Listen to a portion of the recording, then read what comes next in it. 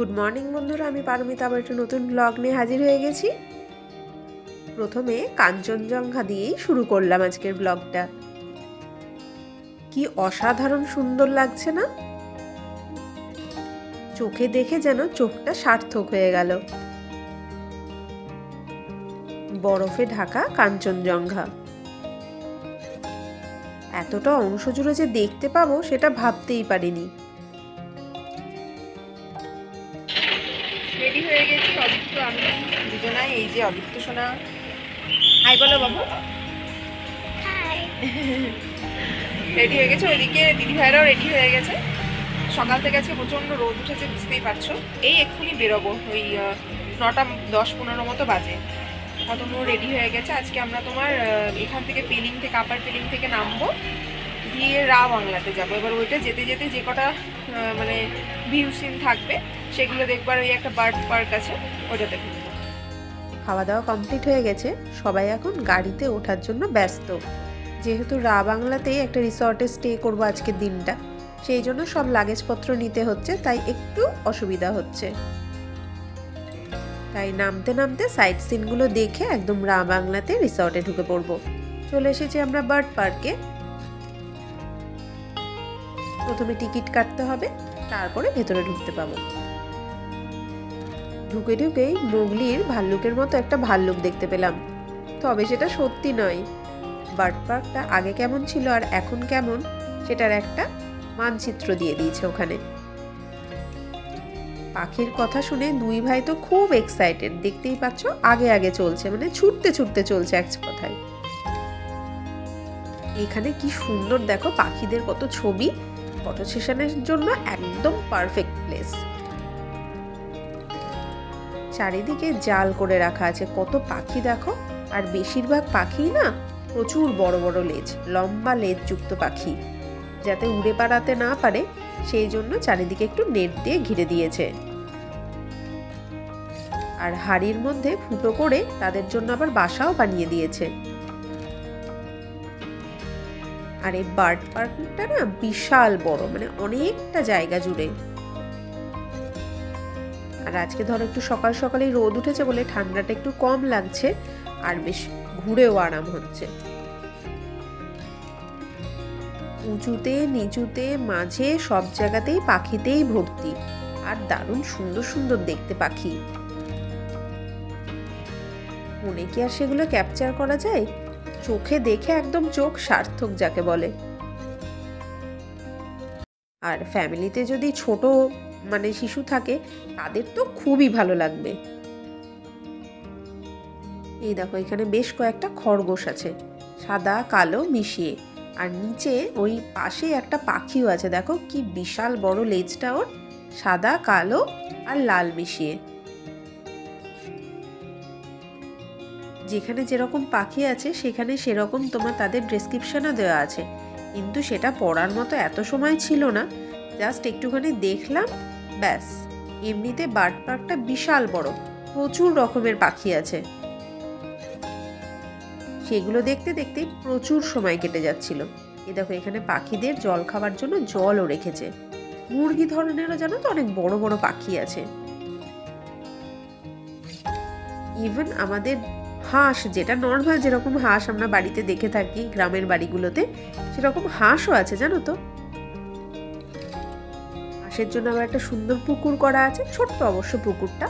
আর তার পাশে একটা পাথরেরই মনে হয় একটা লোক পাহারা দিচ্ছে, দেখে মনে হচ্ছে একদম জ্যান্ত মানুষ।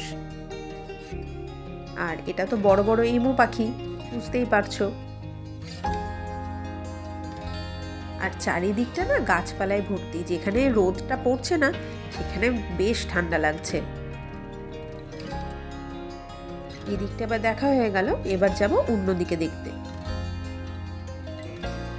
আর এই বার্ড পার্কে নিজেদের ফটো সেশনের জন্য কিন্তু অনেকগুলো জায়গা আছে। পাখির মতো ডানা মেলে ছবি তোলাও যাবে, এরকম জায়গাও আছে। আমরাও অবশ্য ছবি তুলেছি সেখানে। তারপরে তোমার ড্রাগন আছে অনেক কটা, সেখানেও ছবি তোলা যাবে।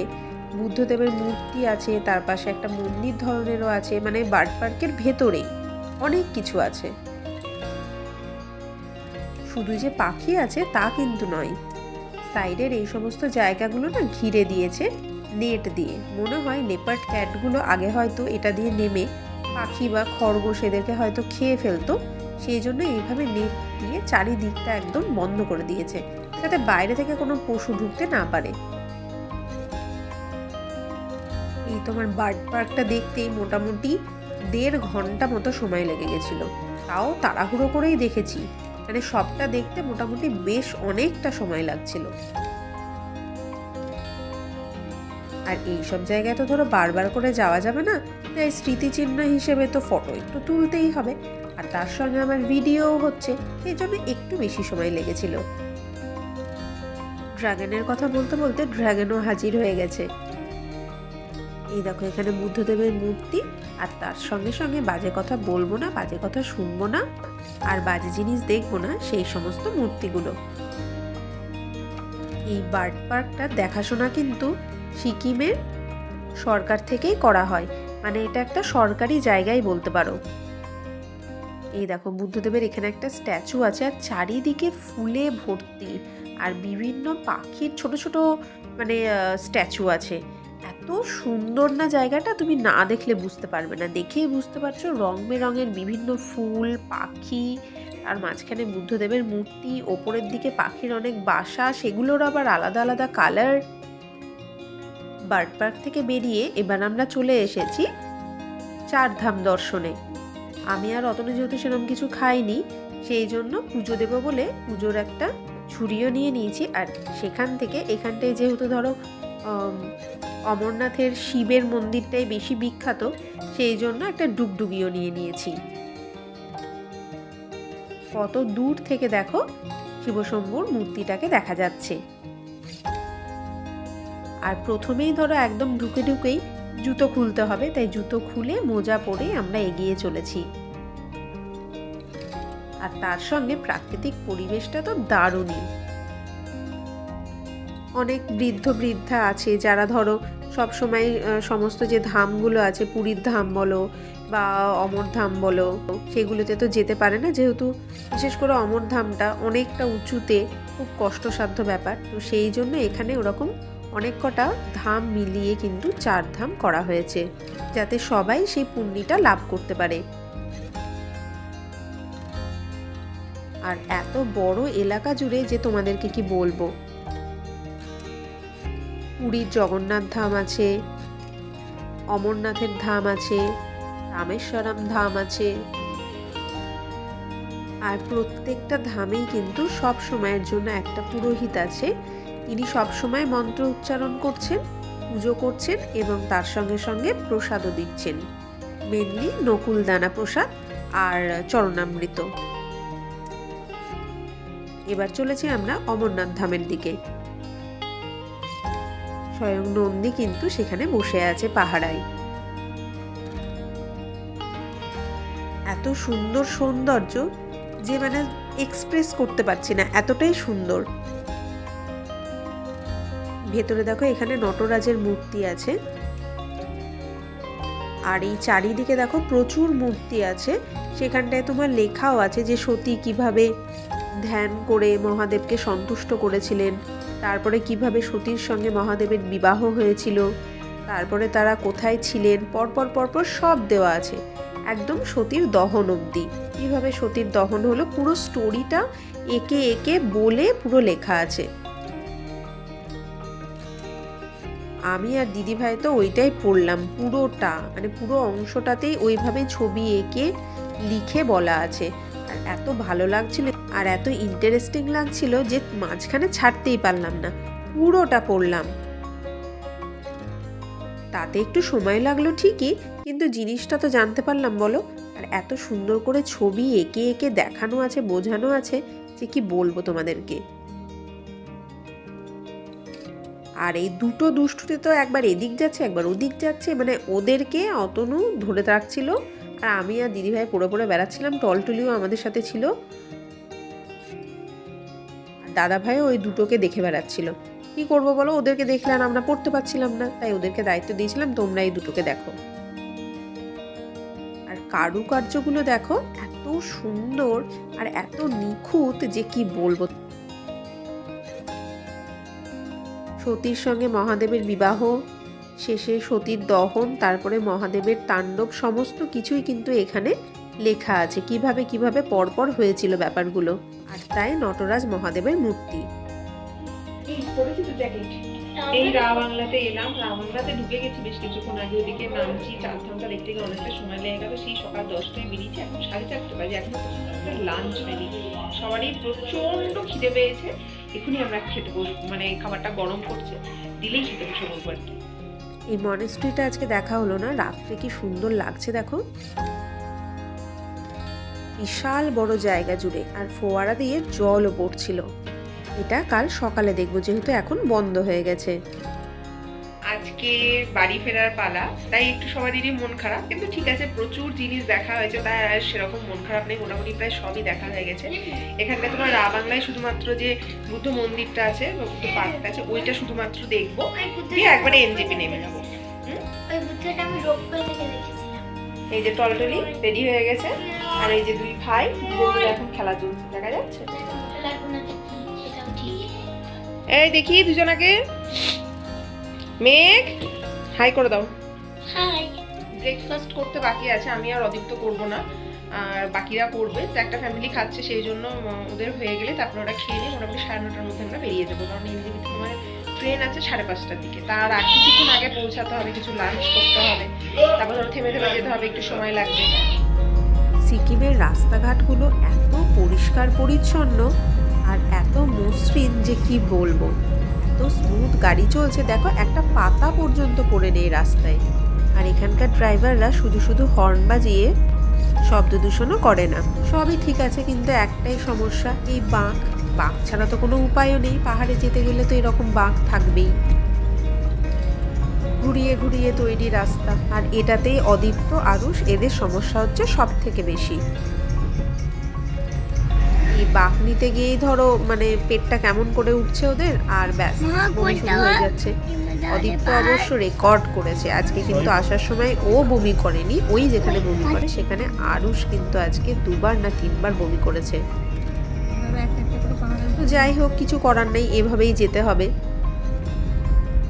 তার জন্য আমরা ঠিক করেছি যে ওই ছোট দুটো যখন 10 বছর বয়স হবে, তখন একটু বড় হয়ে যাবে, ভমিটিং প্রবলেমটা মনে হয় কেটেও যাবে, তখন আমরা সবাই মিলে যাব 0 পয়েন্টে। আমি কোনোদিনও 0 পয়েন্টে যাইনি, বেশ বরফ টরফ নেই, খেলা হবে, খুব আনন্দ হবে। দেখতে দেখতে নামছি, আর মনে হচ্ছে যেন ছিলাম ওই উপরের পাহাড়ে, কতটা নিচে নেমে গেছি, আর পাহাড়গুলো একদম মেঘে ঢাকা, সেই ঢাকা মেঘের মধ্যেই কিন্তু আমরা ছিলাম। এটা ভেবে কেমন একটা ফিলিংস হচ্ছে। বৌদ্ধ মনেস্ট্রিটাতে চলে এসেছি, বাইরেই দেখো কি সুন্দর ছবি টবি দেওয়া আছে, আর কারুকার্যও করা আছে, দারুণ লাগছে দেখতে, মানে বাইরে থেকেও বিউটিফুল, তাহলে ভেতরটা কত বিউটিফুল হবে বুঝতেই পারছো। এখানেও সে একই, টিকিট কেটে ভেতরে ঢুকতে হয়। এখানে যেগুলো দেখছো সেগুলো সবই কিন্তু ফর সেল। আর বলো না, এখান থেকে না কিছু কেনাই হয়নি জানো না, তাই বাড়িতে নিয়ে যাওয়ার জন্য, তারপরে সবাইকে দেওয়ার জন্য, তো সেই জন্য আজকে একটু তাড়াতাড়ি বেরিয়েছি। এখানে দেখছিলাম বেশ অনেক কটা শপ আছে, সেখান থেকেই না কিছু জিনিস কিনবো। আর এই যে দুটো ছোটদের তো বড় জায়গা পেয়েছে, তাই ওদের খুব মজা। এ দেখো ঘুরে ঘুরে বেড়াচ্ছে, দেখো সত্যি বিশাল বড় জায়গা। অতনু আর দাদা ভাইকে দায়িত্ব দিয়ে দিয়েছি ছোট দুটোকে আর টলটলিকে দেখার জন্য। আমি আর দিদি ভাই এবার যাব হচ্ছে ওখানটায় জিনিসগুলো কিনতে। আমরা কিন্তু এখনো নামিনি, জাস্ট ঢুকলাম। কত সিঁড়ি নামতে হবে, আবার কত সিঁড়ি উঠতে হবে, তবেই মন্দিরে পৌঁছাতে পারবো। এটা তো তোমরা দেখতেই পেলে, আমাদেরই দেখে বিশাল ভয় লাগছিল, কি করে যাব, আদৌ উঠতে পারবো নাকি। সেই পেলিংয়ে যে মনেস্ট্রিটাতে উঠেছিলাম, ওখানেও সেই বিশাল সিঁড়ি, যাই হোক উঠেছিলাম, আজকেও সেই একই ব্যাপার। এই দেখো এইখানে স্লিপিং বুদ্ধার একটা মূর্তি আছে। অদীপ্ত দেখে কিন্তু বলেছে সে ঘুমোচ্ছে না, সে কিন্তু চোখ খুলে আছে, জেগে আছে, এমনি শুয়ে আছে। চলো এবার নামা ওঠা শুরু হলো। পাহাড়ের লোকেরা সাধারণত যে কেন মোটা হয় না, সেটা আবার খুব ভালো করে টের পাচ্ছি আমরা। উঠতে গিয়ে সব এনার্জি শেষ, খিদে পেয়ে গেছিলো প্রচণ্ড, যেহেতু আমি আর অদীপ্ত তো খাইনি কিছু সকালবেলায়, সেজন্য আমাদের দুজনে খিদে পেয়েছিল সব থেকে বেশি। আর বাকিরা খেয়ে বেরিয়েছিল, তাও ওদের এই মনেস্ট্রিটা ঘুরতে গিয়ে খিদে পেয়ে গেছে। মানে কি পরিশ্রম করতে হয়েছে বুঝতেই পারছো। ফাইনালি উঠেছি, আর উঠেই এত সুন্দর মনেস্ট্রিটা দেখে সমস্ত পরিশ্রম কিন্তু ভুলেও গেছি। কারুকার্যগুলো দেখে না আমি সত্যিই মুগ্ধ। কোথাও কোনো খুঁত নেই, কোথাও কোনো খারাপ হয়ে গেছে এরকম কোনো পালিশের কোনো ব্যাপার নেই, মনে হচ্ছে সবই নতুন। মেনটেনেন্সও এতটাই সুন্দর। বাইরে বেশ কিছু ফটো তুললাম আমরা, ভেতরে যেহেতু ফটো সেশন প্লাস ভিডিও করা বারণ, সেই জন্য ভেতরেরটা তোমাদেরকে আর দেখাতে পারলাম না। তোমরা কিন্তু অবশ্যই একবার পেলিং ট্যুর করো, খুব খুব খুবই ভালো জায়গা। একসাথে একবারে পেলিং, নামচি, রা বাংলা তিনটেই করে নেবে। আর উঠতে উঠতে প্রচণ্ড গরম লেগে গেছে, সবাই হাঁপিয়েও গেছি। এবার একটু বসবো, তারপরে জুতো খুলে ভেতরে ঢুকবো। মন্দিরটা চারিদিকে এইভাবে একটা রাস্তা করা আছে, বেশ চওড়া কিন্তু। আর এখান থেকেও পাহাড়ের সিনটা কি সুন্দর আসছে দেখো। এখানেও কিন্তু ফটোগ্রাফি দারুণ হবে। এত সুন্দর জায়গা, আর কিভাবে যে 3-4 দিন কেটে গেল বুঝতেই পারলাম না। আর সত্যি কথা বলতে গেলে বাড়ি যেতেও ইচ্ছা করছে না, মনে হচ্ছে এখানেই থেকে যাই। যাই হোক, আজ তাহলে ব্লগটা এখানেই শেষ করলাম, আর আমাদের বাড়িও ফিরতে হবে। ওকে, বাই।